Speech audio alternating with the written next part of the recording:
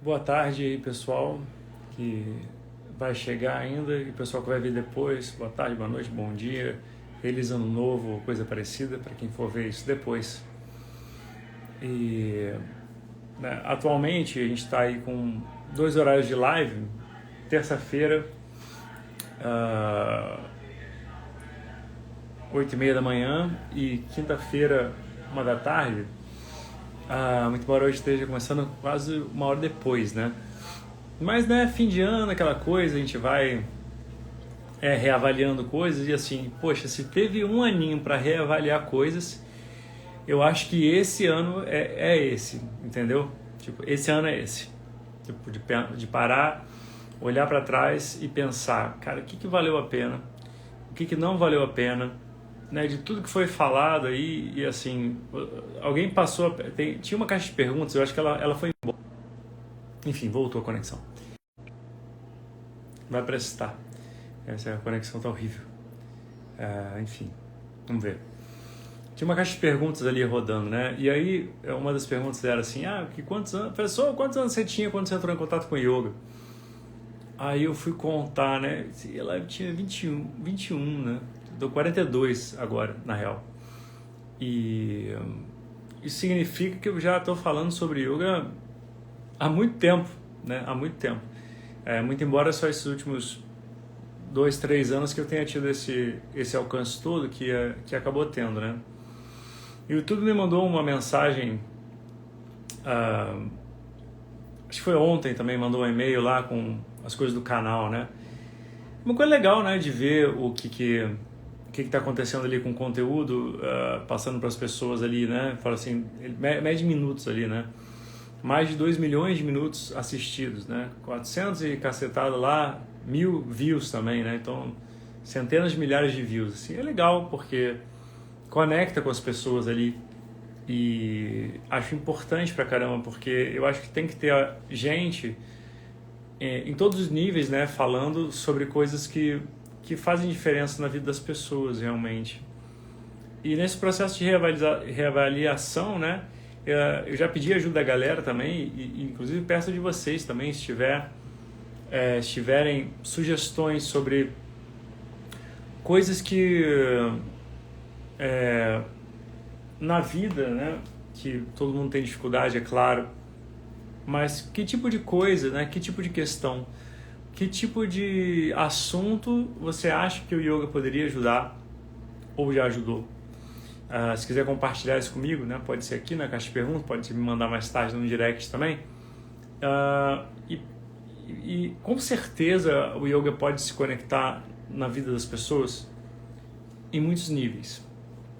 Então, assim, talvez para facilitar, por exemplo, a Birgilene Silva, porque o yoga mudou a minha vida, né? Para a minha também, né? A minha também. Então vou compartilhar um pouco, já que me perguntaram isso lá, né? Vou compartilhar um pouco dessa história. Muito embora ela tenha um começo assim meio meh, porque quando eu entrei em contato com yoga, eu não estava particularmente preocupado com nada, assim.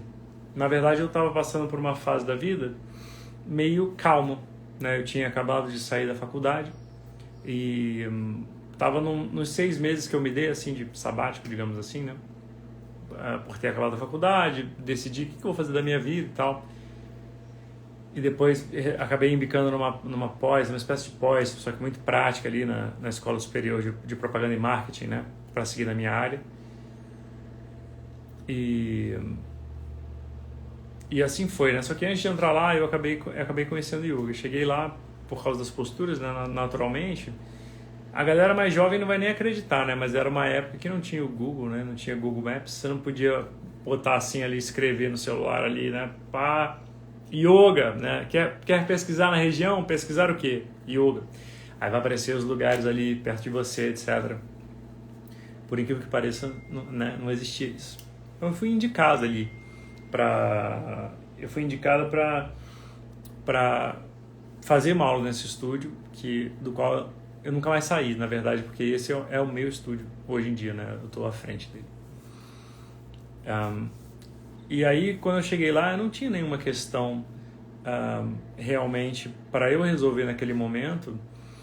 Eu, assim, nunca tive muito problema, assim, realmente com ansiedade, com raiva, etc. Eu sempre fui uma pessoa ponderada, assim, se eu tinha uma falha, é mais para dentro do que para fora, assim, né? É mais as coisas, as falhas, digamos assim, de introversão e conexão, assim, com as pessoas. Então, na verdade, esse é um terreno muito fértil, né, pro yoga brotar como prática e como realidade, assim, para uma pessoa. Então, para mim, na verdade, caiu como uma luva.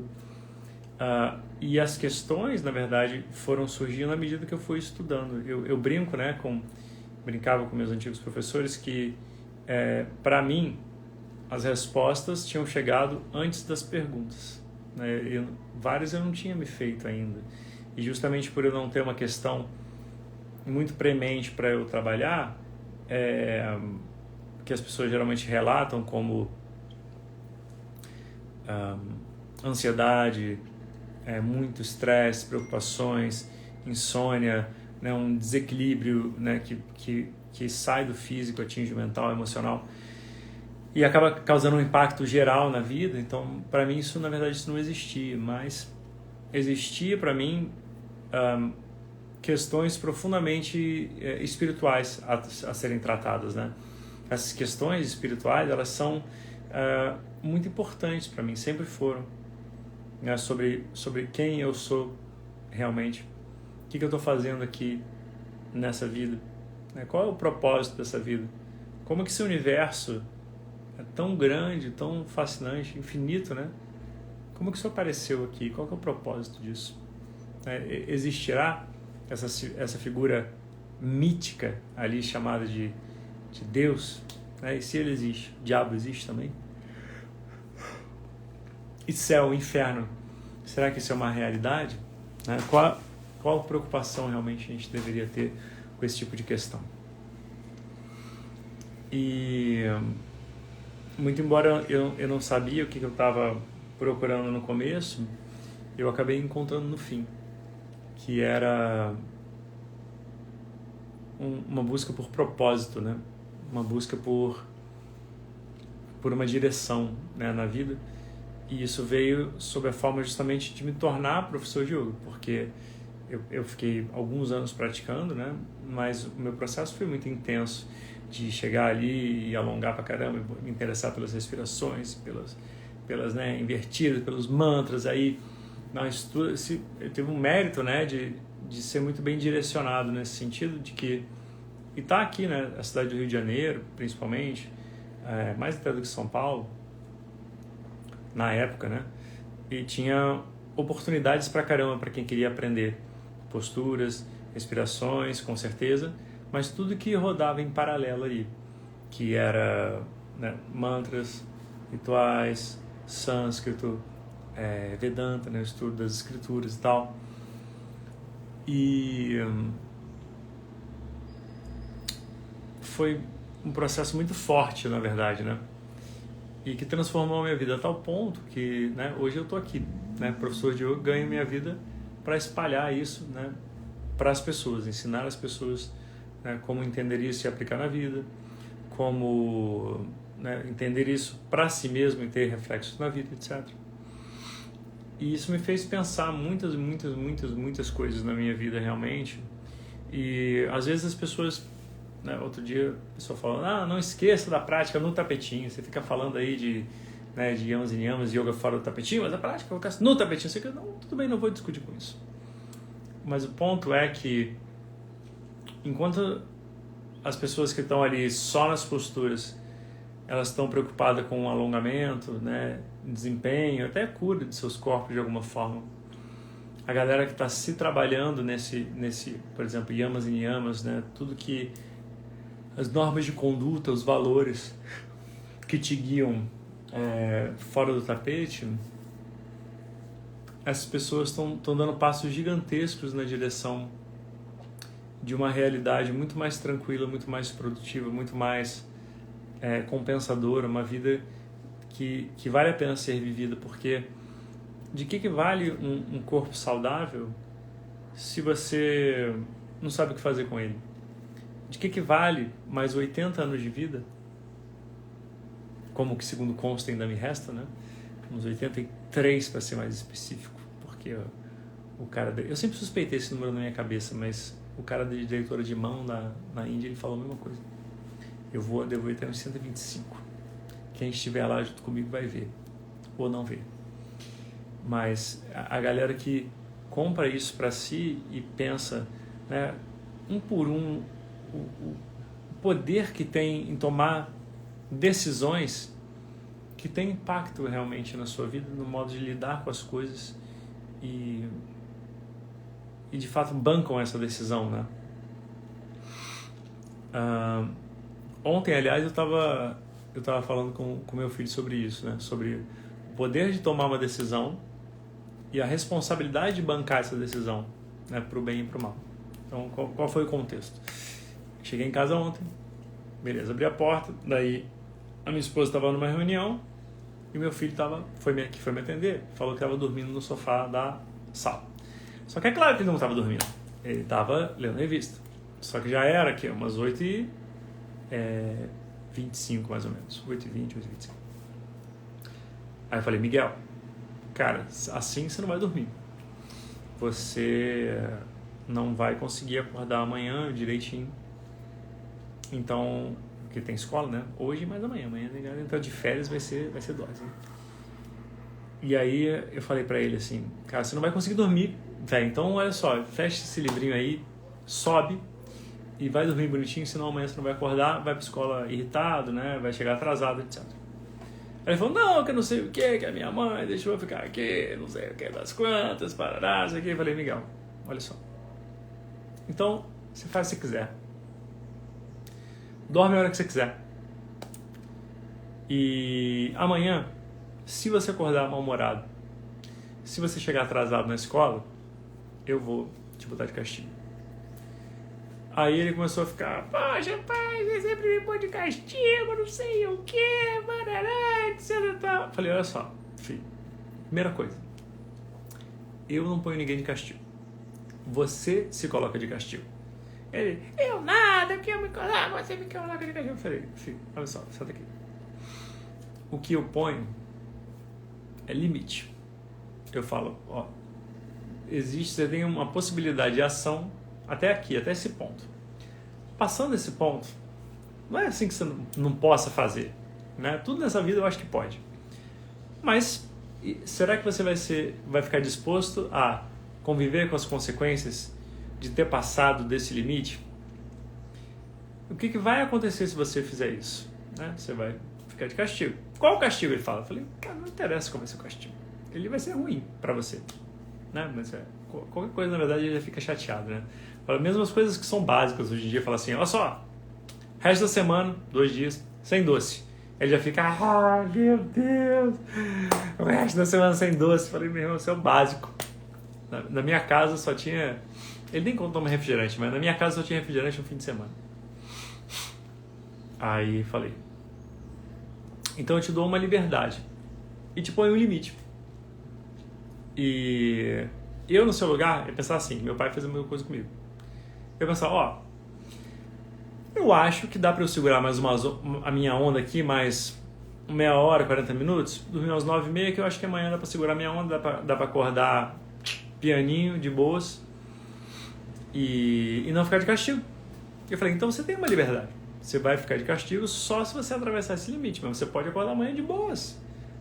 Mas aí ele ainda assim ficou meio mordido, né? E aí ele falou, não, porque aí conversando um pouco mais, falou, não, porque sério, você acha que eu gosto de colocar de castigo? Ele é apenas um limite, todo mundo precisa de limite. Quem não aprende limite nessa vida, cresce, né, sem limite, e aí o teu castiguinho, né, digamos assim, por sair de linha, não vai ser ficar sem doce, nem nada. Vai ser ir pra cadeia, tomar uma multa, né, ser banido do reino, sei lá. E aí ele falou, não, mas eu acho que você gosta de botar de castigo, sim. Vai se fazendo de vítima, entendeu? Aí eu falei, filho, isso que você tá fazendo não pode acontecer de jeito nenhum. Eu briguei com ele mesmo. Porque a posição de vítima é a pior posição que você pode estar. Porque a vítima é uma coisa... que sofre alguma coisa, né? Ou seja, está numa posição passiva, se coloca numa posição de ser ajudado, né? Por favor, me ajudem. Eu não estou falando da vítima de crime normal, não. É a posição em que a pessoa se coloca como uma vítima. Por favor, me ajude, por favor, fica com pena de mim, né? Poxa, eu não consigo, etc. Então, ele estava se colocando nessa posição, né? Falando, mas eu acho que você gosta de colocar-me em castigo, porque com você tudo é castigo, não sei o quê, parará. Aí, caí em cima dele. Falei, filho, na verdade, é justamente porque eu gosto de você, é porque eu te amo que eu coloco castigo como limite. Se eu não tivesse nem aí pra você, eu deixava correr solto. Porque, sinceramente, é mais fácil deixar correr solto. Criar filho direito é mais tenso. Porque toda hora pode erguer um conflito, uma disputa de força, alguma coisa nesse sentido. Então é muito mais fácil deixar correr solto. Eu tenho filhos, se eu não gostasse de você, era mais fácil para mim correr solto, deixar correr solto. Mas como eu gosto muito de você e quero que você seja um adulto responsável, quero que você banque, né, as suas ações, eu coloco castigo como limite, uma noção de limitação que todo mundo nessa vida tem e tem que ter.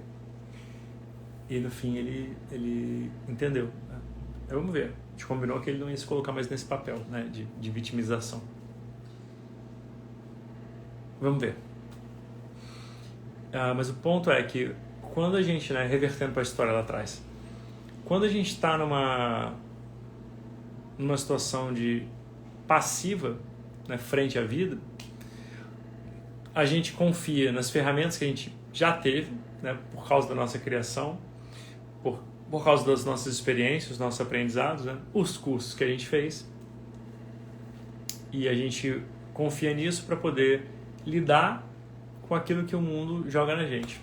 Né? São as oportunidades que aparecem ou desaparecem,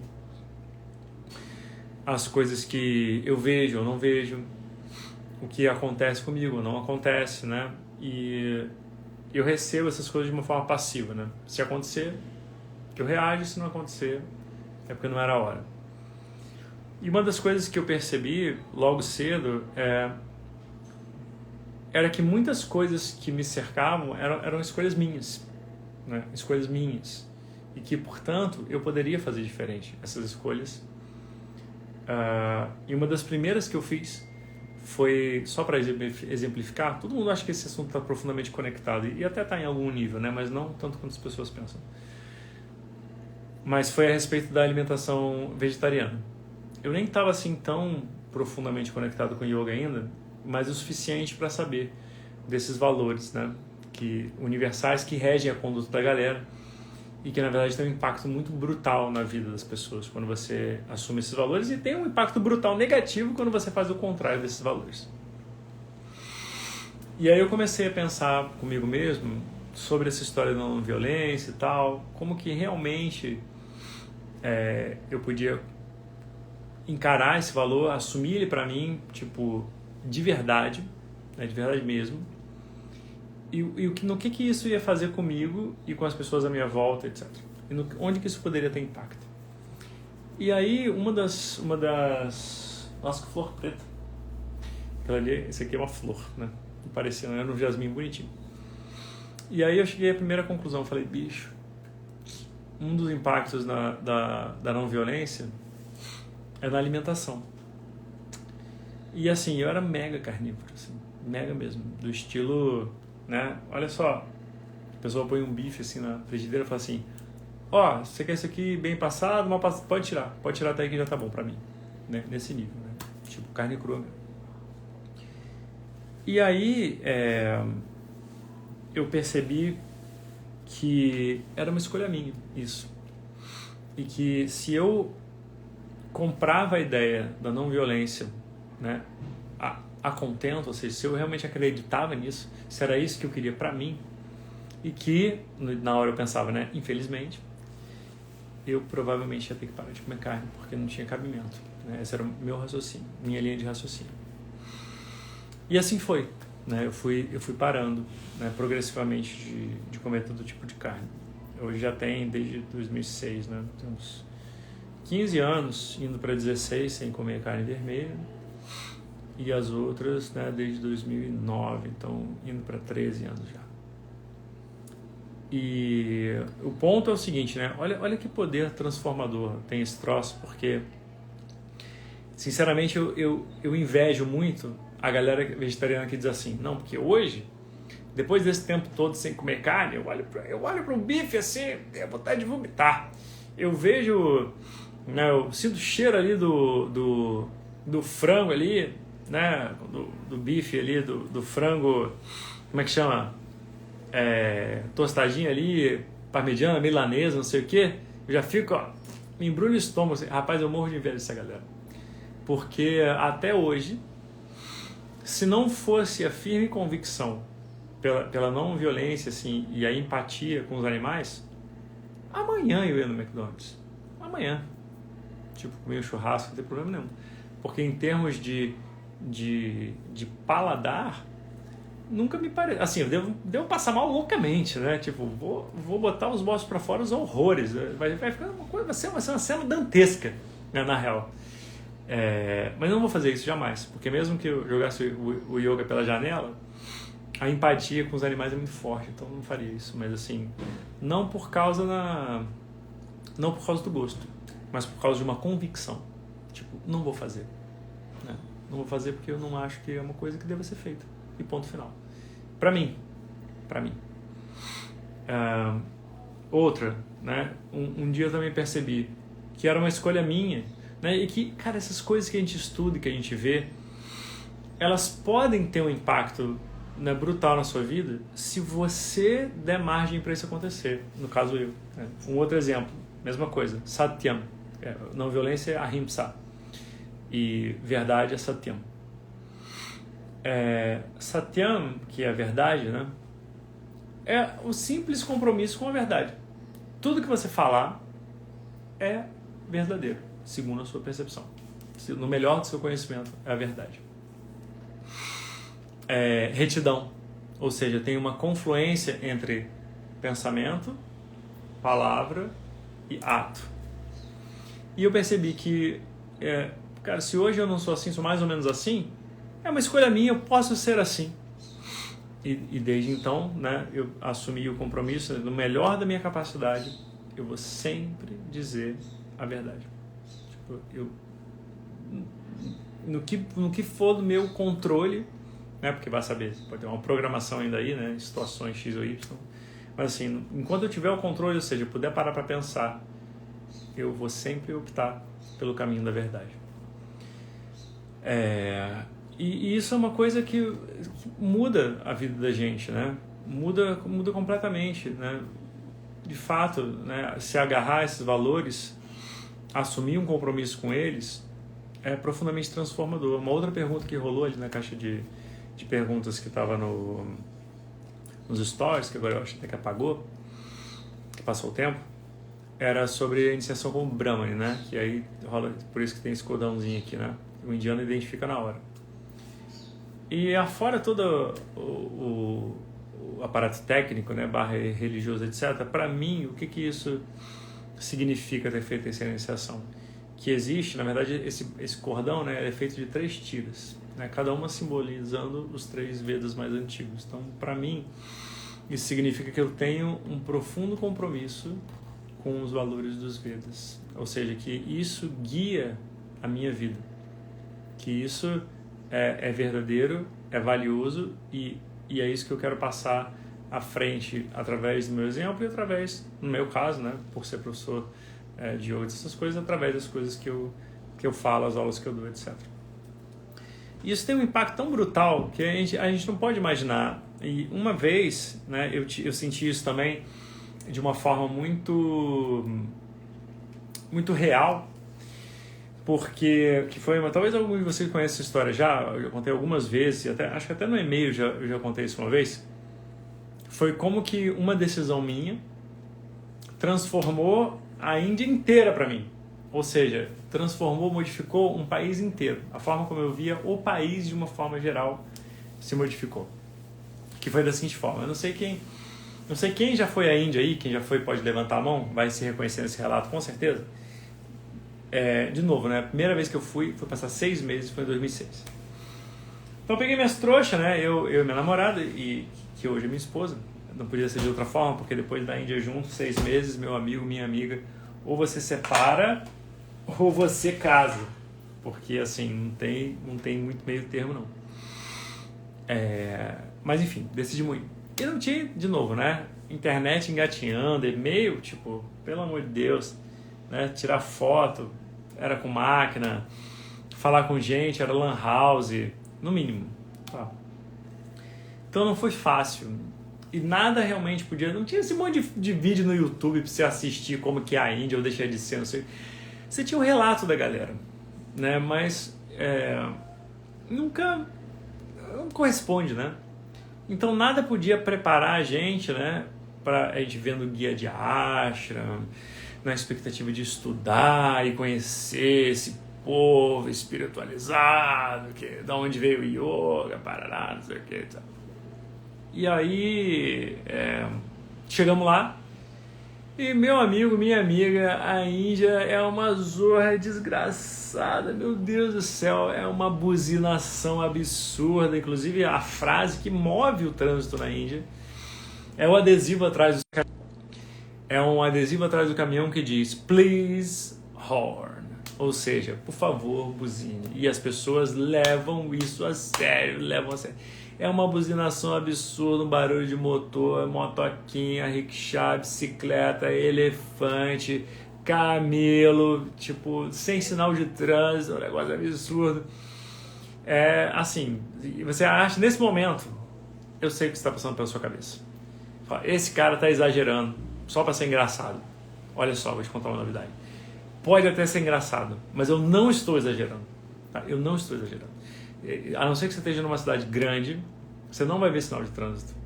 E se a cidade for realmente assim, mais meio rural, mais periférica, você vai ter vaca interrompendo o cruzamento, o trânsito vai parar por causa da vaca, um sujeito vai lá com uma vareta bater na vaca para ela sair do caminho, a vaca rouba o vegetal do cara que está vendendo alface na rua, que ele está olhando para lá, a vaca está comendo do lado de cá. Se tiver camelo, ele corre, elefante, a galera... Cara, bagunça generalizada na Índia. E todo mundo diferente de você, né? Todo mundo muito moreno, cabelo liso e tal, todo mundo tá vestido de manga comprida, calça comprida, sandálias, moças com aquele vestido muito bonito, etc. Então é uma zorra e todo mundo fica olhando para você assim, né? Porque você é diferente, tá vestido diferente, tudo diferente. É como você olharia provavelmente para um cara aqui que passa na rua todo de branco com um turbante na cabeça. Você olharia, né? Fala assim, nossa, que coisa, né? Coisa mais incomum.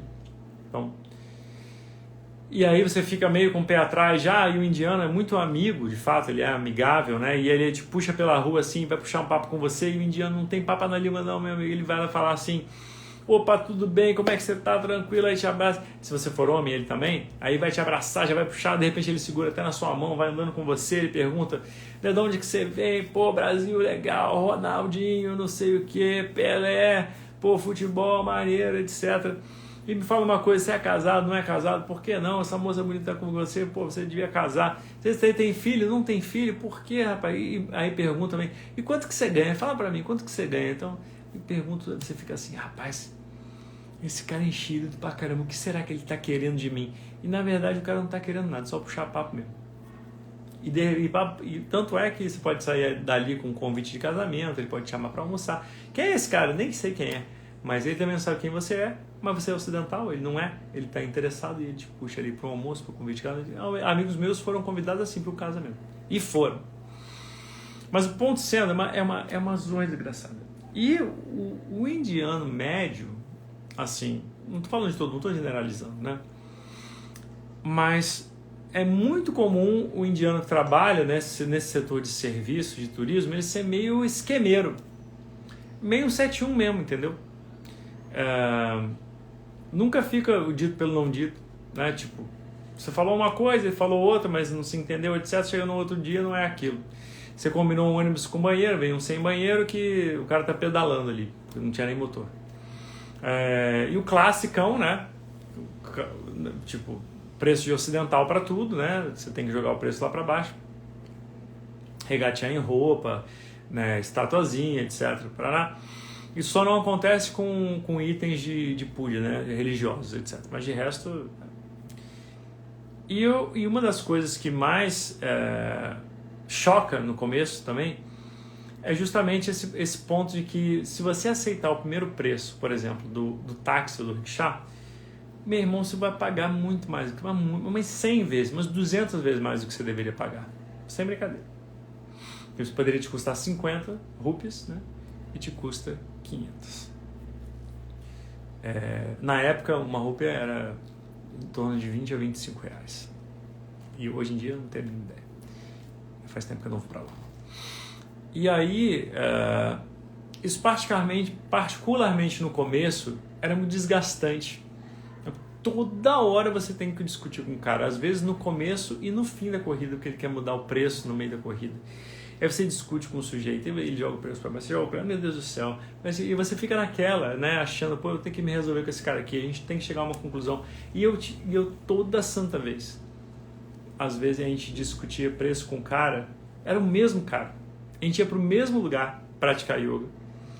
E o sujeito queria discutir preço. Né? Eu falei, meu irmão, eu sou aquele mesmo cara de ontem, a gente já discutiu esse preço, a gente sabe quanto que é a corrida, né? Então, né? E aí um dia eu sentei assim sozinho no quarto e falei assim, cara, não vai dar direito, porque isso tá meio infernal. Todo lugar que se chega, você quer, põe o camarada te pedir dinheiro, vem te cobrar coisa, vem te...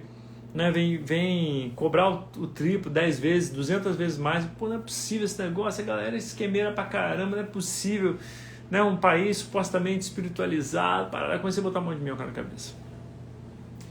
E aí eu falei assim, eu comigo mesmo, né? Falei, cara, isso não pode ficar assim, porque eu vou passar 6 meses aqui. 6 meses. Então eu vou ter que arrumar uma forma de resolver isso. Porque senão eu vou passar 6 meses miserável aqui.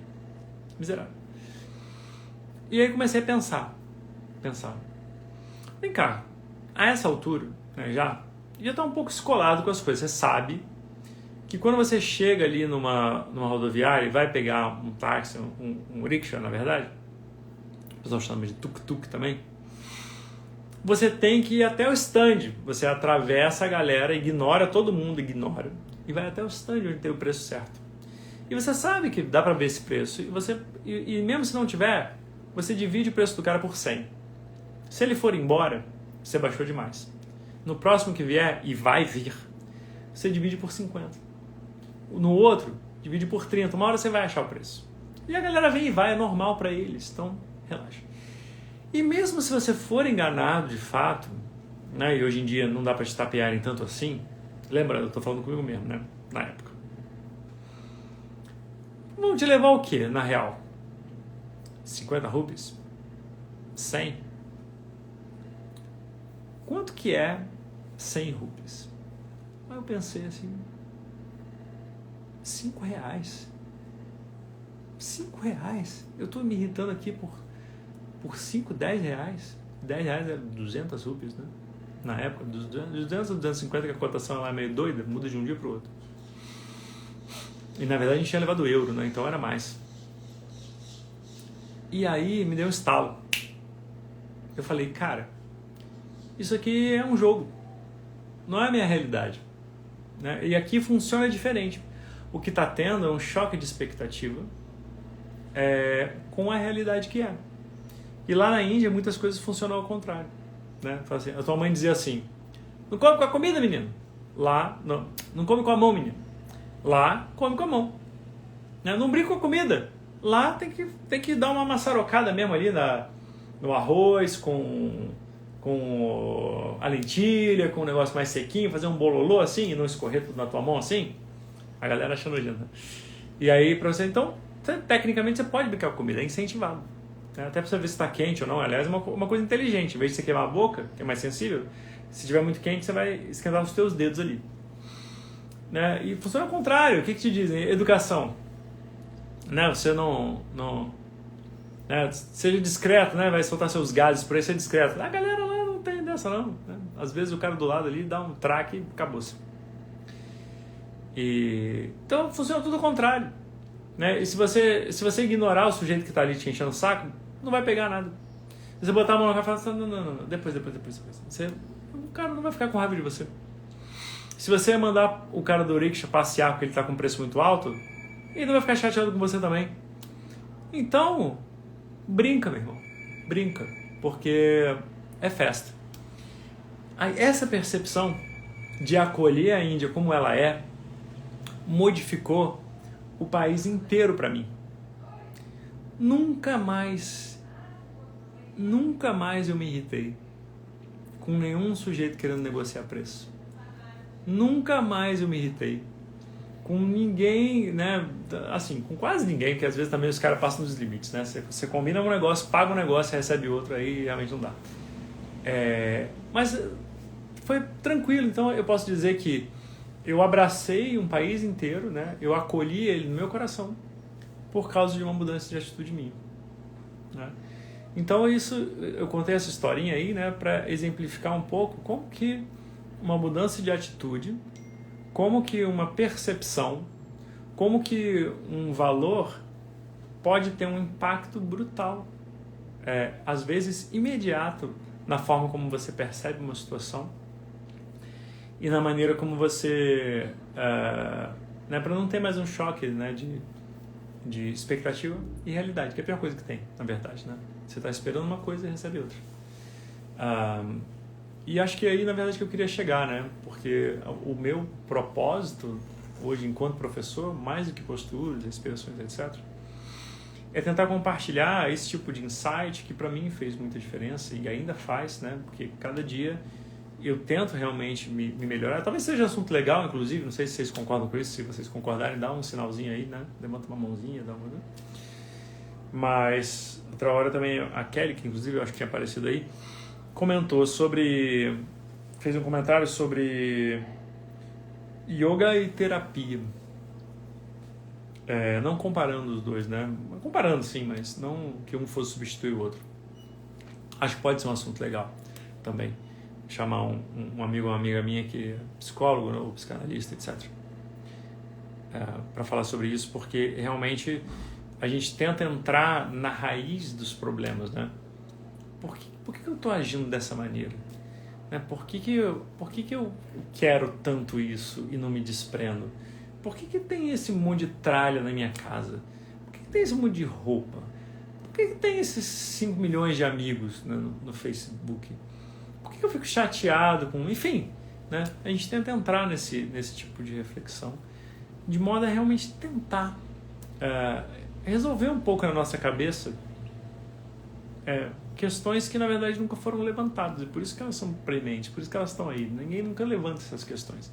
O grande mérito do estudar o yoga justamente é levantar questões que de outra forma elas passariam batidas, né? A gente quer resolver na superfície, né? Resolver na superfície quais são os problemas superficiais aparentemente. Eu não tenho a roupa da marca tal, eu não moro exatamente onde que eu gostaria de morar, eu não ganho tanto que eu gostaria de ganhar, não estou podendo fazer as coisas que eu gosto para me divertir, tenho que usar máscara nos lugares fechados, deveria me vacinar, ou será que não? Eles são a superfície. Por trás de cada um desses conflitos, né, eles convergem, né, aqui, né, o amplo aqui, e eles convergem para um ponto mais comum. Seja ele uma dificuldade de lidar com desejo, raiva, medo, né, apreensão, etc. Então a gente vai na raiz desses sentimentos para tentar clarificar as situações para a gente e que essa reflexão possa então te gerar justamente essa mudança de atitude, como para mim foi, por exemplo, na Índia. E você pode fazer esse tipo de reflexão às vezes com uma pessoa, né, que uma pessoa te irrita profundamente, e você entra no mérito exatamente, cara, por que isso por que essa pessoa realmente te irrita? Ou se for demais fazer com uma pessoa, você pode fazer com ruído, por exemplo. Uma vez eu estava assistindo também uma palestra daquele monge que depois deram o apelido dele de o homem mais feliz do mundo. Coitado do cara que tem esse apelido, né? Que acho que é o Mingyur Rinpoche. E aí, fui lá e ele estava falando sobre meditação, sobre distração, etc, etc.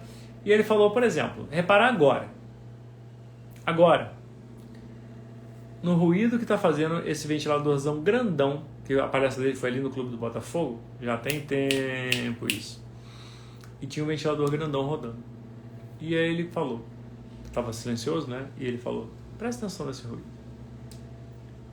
E aí todo mundo parou para ouvir o ruído do ventilador. Ele falou, olha, você pode classificar esse ruído agradável, como agradável, né? Ou desagradável.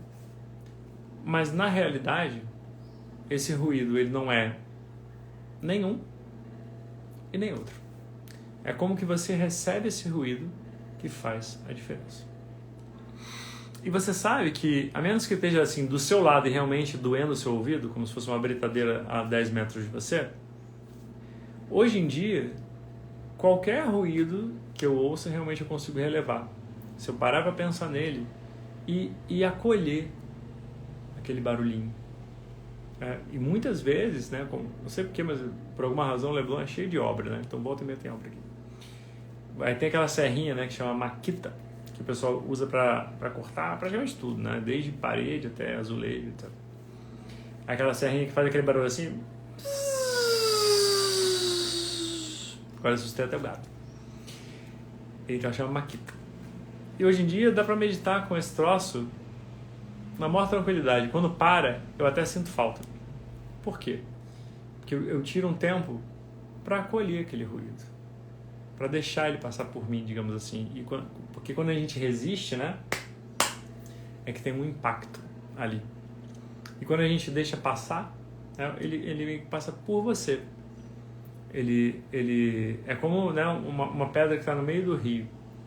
Enquanto ela for assim grandona e resistente, a água vai bater nela e uma hora vai erodir, né, e vai cair. Mas uma vez que isso aconteça, né, a pedra vai ficando assim mais redondinha, assim, mais bonitinha, e a água simplesmente passa ao redor, passa por cima. Então também não é que a erosão não aconteça, mas é menor, né? A resistência é bem menor. Então fica uma dica aí também, né? Se quiser fazer as pazes com algum ruído, alguma coisa, você procura receber esse ruído e não emitir uma opinião, né? Que o agradável, o não agradável é uma opinião sobre alguma coisa. Raras vezes em que... funk também eu acho que eu não consigo, não. Música é outra... É outro quesito, né? Porque uma coisa ritmada é complicado de aturar mesmo. Particularmente também não curto. Mas esse é o ponto, né? Como que a nossa opinião, ela determina muitas vezes uma realidade, né? Quando você simplesmente recebe aquilo, como que pode se transformar. Mas enfim, né? O assunto dessa live é meio sobre tudo e sobre nada, né? No fim das contas. Mas eu também, talvez para compartilhar com vocês e pedir uma contribuição, se vocês quiserem dar, no sentido de ver o que você acha relevante a gente continuar falando, né, nesse ano de 2022. O que vocês acham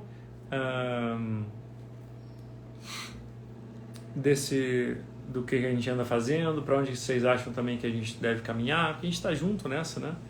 E, enfim, para onde vocês querem levar essa conversa, não só em 2022, mas mais para frente, por enquanto. Depois a gente muda de opinião de novo. Mas para onde que isso vai, né? Para onde que essa prosa vai nesse sentido, de forma que seja pertinente e útil, de fato, para vocês. Que a gente possa fazer de uma forma agradável e que dê resultado também, pensar sobre esse tipo de coisa. Uma pergunta: como que estuda o Pratica Yoga vê a constelação sistêmica que faz o meu acolhimento? Eu não tenho nenhum parecer, porque eu não conheço esse processo, infelizmente, de constelação sistêmica. Então eu não posso opinar, né? Hashtag Glória Pires, não sou capaz de opinar. Eu acho que não tem nenhuma questão aqui, hoje era meio sobre tudo, sobre nada. Mas querendo realmente me ajudar nessa, eu agradeço já a quem der essa contribuição e ir lá conversar comigo ali no direct sobre o que gostaria, né? De repente você pode falar um pouco sobre você, as suas dificuldades, o que anda acontecendo, o que te aflige nesse mundo, né? O que te faz mal, E de repente pode ser que o yoga possa ajudar com isso. De repente pode ser que não, algumas coisas, né? Mas hoje em dia eu digo, eu sou parcial, né? Mas eu digo que praticamente qualquer coisa, qualquer assunto, o yoga pode ajudar, porque ele vai nas raízes das coisas, né? E não na coisa em si. Então quem quiser compartilhar e me ajudar a construir realmente algo melhor no ano de 2022, né? Porque almejo realmente ser cada vez melhor, terá minha gratidão aí. Mas, enquanto isso, a gente se despede aqui. Psicologia do yoga. Psicologia do yoga eu não sei dizer, mas assim, sobre yoga e psicologia, isso é uma coisa legal. Talvez um assunto para a última live de quinta-feira do ano, né? Talvez semana que vem. Ver se recruta aí um amigo, uma amiga, um aluno, aluna aí que seja psicólogo para poder a gente falar sobre isso. Bom.